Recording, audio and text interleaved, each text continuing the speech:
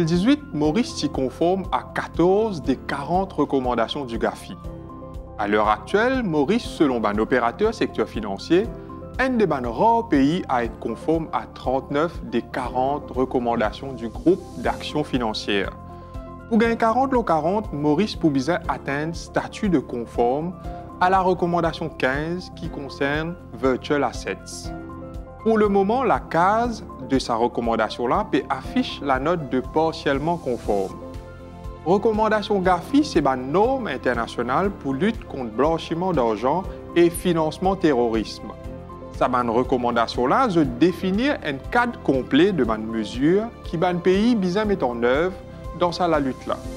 Chaque pays peut mettre des mesures en fonction de cadre juridique, administratif et opérationnel avec le système financier. Pour qu'il Maurice soit conforme à la recommandation 15, l'IPOUBISA vient de l'avant avec la loi concernant un actif virtuel.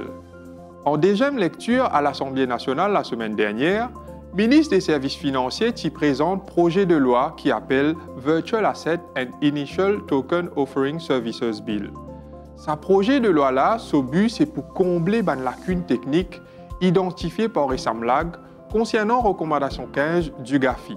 Il est important qu'il y ait une mise à niveau pour être conforme à une norme internationale qui est révisée.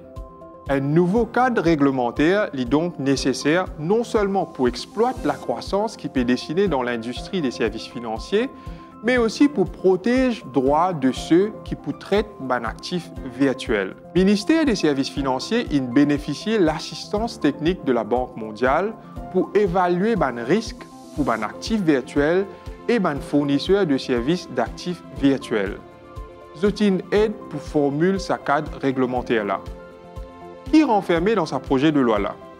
Il prévoit la gestion, la prévention du blanchiment d'argent et financement du terrorisme.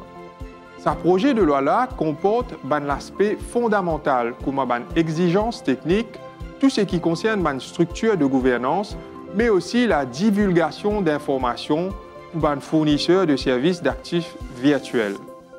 Selon le Virtual Asset and Initial Token Offering Services Bill, la Financial Services Commission peut être habilitée à réglementer et superviser un fournisseur de services d'actifs virtuels.